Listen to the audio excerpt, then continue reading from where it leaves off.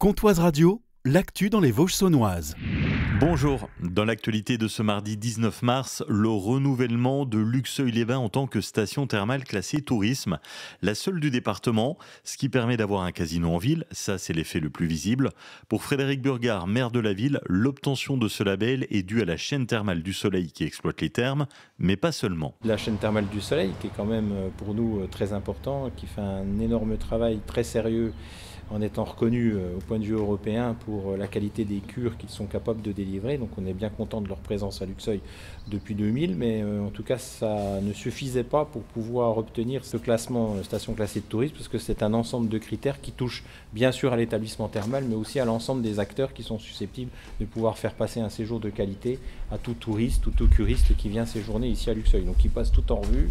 C'est aussi bien la prise en charge médicale, hospitalière, en matière d'animation, d'occupation, de logement, enfin c'est voilà, tout un tas de critères assez pointus qui sont passés en revue. L'une des raisons de cette reconnaissance pour le maire de Luxeuil, c'est que les thermes, le casino, l'office du tourisme et la mairie jouent collectif. Il y a une synergie entre les principaux acteurs qui crée une vraie dynamique. Et je sais, parce que je m'en suis entretenu déjà à plusieurs reprises avec notamment M. Beltrando, qui est le directeur de la chaîne thermale du Soleil au niveau national, et qui me dit, parce que moi je pensais que c'était une évidence, mais que c'était loin d'être une évidence d'avoir tous les acteurs qui tirent dans le même sens pour pouvoir permettre cette progression. Luxeuil-les-Bains qui se classe 9e au classement général sur un total de 88 stations thermales françaises, c'est pas mal.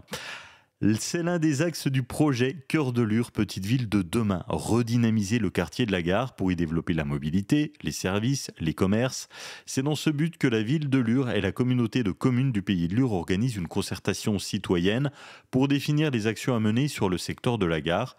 Les habitants sont invités à partager leurs idées et commentaires jusqu'au 1er avril. Le tout via un lien disponible sur le Facebook de la ville de Lure et de la communauté de communes. Plusieurs syndicats appellent les fonctionnaires à faire grève aujourd'hui. En cause, le refus d'une année sans augmentation pour les fonctionnaires. Les syndicats souhaitent l'ouverture de négociations et une revalorisation du point d'indice. Aujourd'hui, 10% des fonctionnaires gagnent moins de 1 508 € net par mois. Une manifestation est prévue aujourd'hui à 14h, place de la République à Vesoul. La région Bourgogne-Franche-Comté a voté pour 41,2 millions d'euros d'aide régionale. En Haute-Saône, cela concerne le programme Gréal, les grosses réparations et adaptations des locaux, une enveloppe de 850 000 € pour le lycée Belin de Vesoul, pour la réfection de la couverture du bâtiment. Et dans le cadre du programme d'accessibilité, le lycée professionnel Luxembourg à Vesoul recevra 650 000 € d'aide.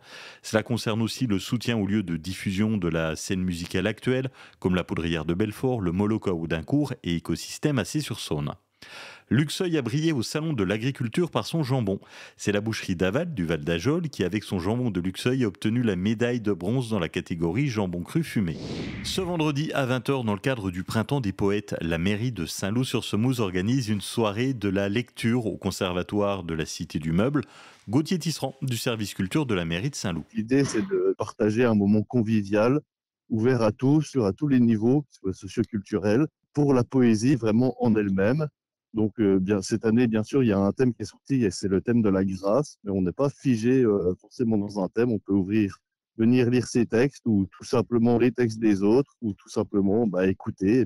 Donc, je précise que c'est en lien, bien sûr, avec la médiathèque de Saint-Loup. Terminons avec l'ouverture des inscriptions pour la 10e édition du Trail du Sapeur à Lure. Elle se déroulera le dimanche 28 avril avec le départ et l'arrivée sur la base de la Saline. Vous pouvez vous inscrire sur le site Lure Macadam. Passez une excellente journée. À bientôt.